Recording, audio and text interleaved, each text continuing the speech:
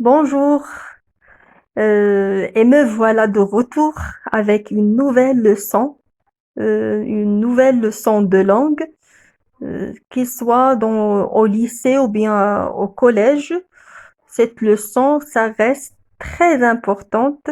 Je vais essayer de vous expliquer quels sont les discours rapportés et comment passer d'un discours à un autre.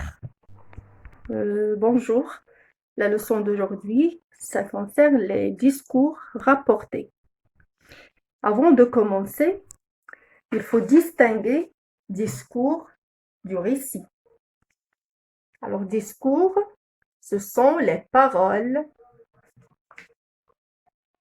c'est-à-dire le langage oral. Alors que le récit, c'est exclusivement le langage écrit. Maintenant, pourquoi on les appelle discours rapportés? Ou bien, c'est quoi les discours rapportés? Alors, les discours rapportés, ce sont les procédés par lesquels on rapporte des paroles qui ont déjà été prononcées pour soit les insérer ou bien les intégrer dans le récit. C'est-à-dire, on passe du langage oral au langage écrit. Il y a trois façons, ou bien trois manières de rapporter, avec lesquelles on rapporte le discours. Premièrement, on commence par le discours direct. Comme son nom l'indique, il s'agit d'insérer les paroles directement dans le récit. C'est la manière la plus fidèle de rapporter des paroles. On les rapporte exactement comme elles ont été dites. Regardez bien avec moi l'exemple. Ma mère m'a dit, alors cette partie-là, c'est du récit. C'est ce qu'on appelle la proposition principale ou bien la phrase introductive qui va introduire, c'est le verbe introducteur qui va introduire le discours. Et on a inséré après, mais d'une façon, regardez, fidèle. C'est-à-dire, on a écrit les mots, la phrase telle qu'elle est dite par la personne. Alors, on a séparé le récit et le discours par les deux points et les guillemets qui marquent le début et la fin du discours rapporté. Alors, comme j'ai dit que ce discours, il est rapporté directement. Maintenant, on va passer au deuxième type, c'est le discours indirect. Alors ici, on ne parle pas d'insertion, mais on parle d'intégration. On intègre le discours dans le récit. C'est-à-dire que ce discours, il devient aussi un récit. C'est pour ça, on observe la disparition des marques de discours. C'est-à-dire pas de deux points, il n'existe pas les guillemets. Et même en ce qui concerne, regardez bien, les indications temporelles, on a ici demain qui devient le lendemain. Et en plus, on n'a plus ici deux phrases séparées comme le discours au discours direct. On a une séparation entre le récit et le discours et la parole. Ici, dans le discours indirect, la parole est intégrée, d'accord? Est intégrée indirectement dans le récit. Regardez bien la phrase, elle a subi des transformations. Ça concerne les pronoms personnels, je devient elle, te devient me. Et même s'il y a des adjectifs possessifs, démonstratifs, ça change. Et on a relié, oui, les deux phrases à l'aide de la conjonction que. C'est-à-dire à la place des deux points, on a mis le que, la conjonction que. Et donc ici, les marques du discours vont disparaître et se transformer pour prendre les marques du récit.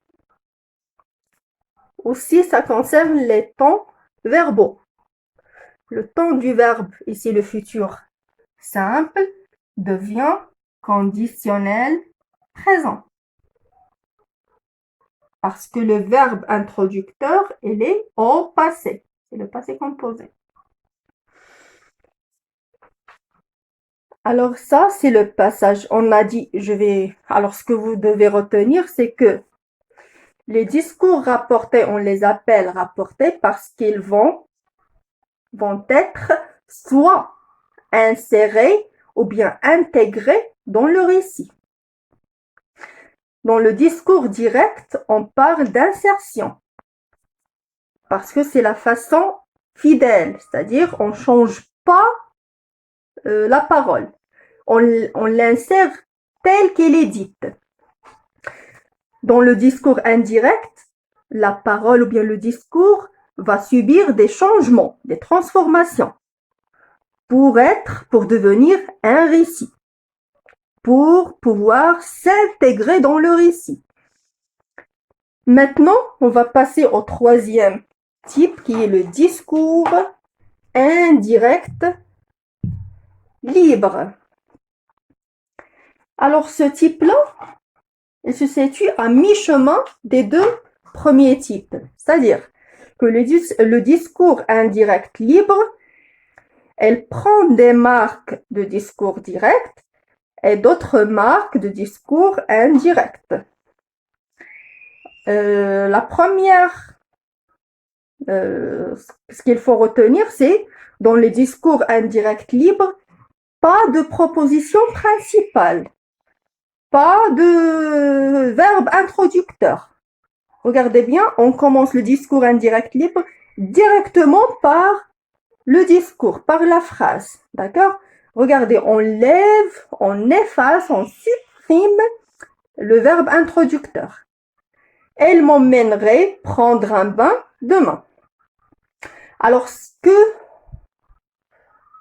les points de ressemblance avec le discours direct, c'est qu'il garde les mêmes indications temporelles. Dans le discours direct, on a dit demain, c'est la même chose. Il va rester dans le discours indirect libre. Et s'il s'agit par exemple dans le discours direct d'une phrase interrogative ou exclamative, on va garder dans le discours indirect libre la ponctuation. C'est-à-dire on va rajouter le point d'exclamation ou bien le point d'interrogation. Alors que dans le discours indirect, ça n'existe pas. Alors ça, c'est pour les points communs avec le discours direct. Maintenant, avec le discours indirect, regardez bien, elle a conservé la troisième personne, c'est-à-dire le changement des personnes, des pronoms personnels. Elle, me, aussi le ton du verbe. On a gardé les tons de récit. Il y a ici le conditionnel. Mais lorsqu'on veut parler ou bien on veut insérer les indications temporelles, on va revenir au discours direct. Alors ça, c'est le discours indirect libre, c'est-à-dire qu'il y a des ressemblances, des points communs avec à la fois le discours direct et le discours indirect. Alors, pour résumer, on a le discours direct, on insère directement le discours dans le récit, tel qu'il a été dit, à l'aide des guillemets, les deux points. Discours indirect, non, on va intégrer le discours en le transformant en récit. C'est-à-dire, on va changer les pronoms personnels, tous les adjectifs possessifs, démonstratifs, les indications temporelles, les temps verbaux. Si le verbe introducteur est au passé, ici on a m'a dit, au passé composé, la phrase va subir des changements. Maintenant, le discours indirect libre, la première remarque qu'il faut retenir, pas de verbe introducteur, il n'existe pas. Alors qu'on garde les indicateurs du récit, d'accord? C'est-à-dire, il y a la troisième personne, les temps verbaux du récit, mais les indications temporelles ou bien spatiales, c'est de discours direct. Et aussi la ponctuation de discours direct. Maintenant, on va passer au changement des temps. D'accord? Lorsqu'on va passer du discours direct au discours indirect, quels sont les changements de temps qui arrivent? Alors maintenant, on va passer au changement temporel de temps des verbes et aussi des expressions du temps lorsqu'on passe du discours direct au discours indirect. Alors ce changement, on le fait seulement si le verbe introducteur est conjugué au passé. C'est-à-dire, dans l'exemple que je vous ai donné, il y a ma mère m'a dit. Alors le verbe dire, il est ici conjugué au passé composé. C'est-à-dire que la phrase insérée directement, lorsqu'on veut l'intégrer indirectement, on va changer le temps des verbes, on va changer les indications temporelles. Alors maintenant, si le verbe dans le discours direct, c'est-à-dire le verbe de la parole, de discours rapporté, de discours inséré dans il est conjugué au présent, on a le verbe qu'on a dans l'exemple, on a le verbe est conjugué au futur simple. Ici, si le verbe est conjugué au présent ou bien l'imparfait, on va le mettre à l'imparfait dans le discours indirect. Si elle est conjuguée au passé composé, ça devient plus que parfait. Le futur simple, comme on a dans l'exemple, ça devient le conditionnel présent. Futur antérieur, conditionnel passé. Alors pour ces temps, pour ceux qui ont des difficultés dans la conjugaison, je vais vous donner, bien je vais vous poser une vidéo sur la conjugaison des verbes, temps simple et temps composé. Et à la fin, l'impératif, si le verbe est un impératif, le mode impératif, ça veut dire impératif, c'est le mode qui marque ou bien un ordre. Lorsqu'on veut donner un ordre, ordonner quelqu'un de faire quelque chose, on conjugue le verbe à l'impératif. Alors ça, dans le discours direct, dans le discours indirect, ça devient de plus infinitif. Maintenant, les indications du temps temporel. Aujourd'hui, ça devient ce jour-là. Hier, la veille. Demain, le lendemain. Lundi prochain, samedi prochain, le mois prochain, l'année prochaine devient le lundi suivant, l'année suivante, le mois suivant, etc. Ce matin, cette période devient ce matin-là, cette période-là. Alors, on va rajouter le là. Alors ça, c'est un résumé des changements concernant les temps verbaux et les expressions du temps lorsqu'on veut passer du discours direct et on veut intégrer maintenant le discours indirectement dans le récit. C'est bien là tous les changements. Alors, on est toujours dans le passage du discours direct au discours indirect. Comme j'ai dit au début, dans le discours direct, la phrase ou bien la parole est insérée directement dans le récit. Maintenant, dans le discours indirect, la phrase dite ou bien l'énoncé prononcé est intégré indirectement dans le récit, c'est-à-dire ça devient aussi un récit. Alors maintenant, on va voir le type de cette phrase rapportée que l'on veut soit insérer. Alors lorsqu'on veut l'insérer, on l'insère tel qu'il est dit. Pas de problème, pas de problème. Maintenant, le problème se pose si lorsqu'on veut l'intégrer indirectement dans le récit. C'est lorsqu'on va passer au discours indirect. Alors, c'est obligatoire de voir le type de cette phrase. Si la phrase est déclarative, c'est simple. C'est-à-dire les phrases qui se terminent par un point. C'est comme l'exemple qu'on a. C'est simple, on remplace les deux points par que, tout simplement. Et on change les persons, le temps des verbes, et on intègre l'énoncé. Mais maintenant, s'il s'agit d'une phrase interrogative,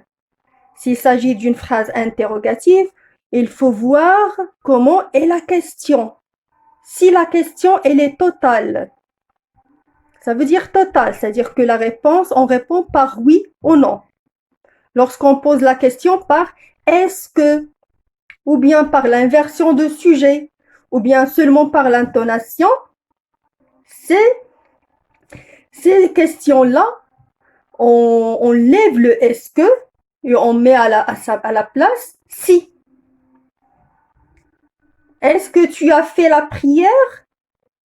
Il m'a demandé si je faisais la prière. Si. Alors, à la place de est-ce que, j'ai mis si. Maintenant, s'il s'agit d'une question partielle, la question partielle, c'est la question où on va répondre par une phrase. Ici, c'est facile, on garde le même mot interrogatif. C'est-à-dire, on va intégrer la question telle qu'il est, seulement on va penser à changer les pronoms personnels, les adjectifs démonstratifs, possessifs, les indications temporelles du temps, seulement ça. Mais on va l'intégrer à l'aide de ce mot-là interrogatif. C'est-à-dire, si la question commence par comment, on va intégrer. Il m'a demandé comment. Et je termine la phrase. Quel, c'est la même chose. Ce que, qu'est-ce que, par exemple, qu'est-ce que, on va remplacer qu'est-ce que par ce que. Il m'a demandé ce que je viens de faire ou ce que je suis en train de faire, par exemple. Si vous avez des questions, n'hésitez pas à me laisser vos questions, vos suggestions. Si vous n'avez pas compris quelque chose, laissez-moi dans les commentaires. Alors ça, c'est concernant les deux types, déclarative et interrogative. Maintenant, on va passer aux autres types de phrases qui restent. C'est la phrase exclamative, impérative. Alors, pour la phrase exclamative, c'est-à-dire si la phrase rapportée est exclamative, toujours on a dit que lorsqu'on veut l'intégrer indirectement, les marques de discours disparaissent. D'ailleurs que le point d'interrogation ou bien le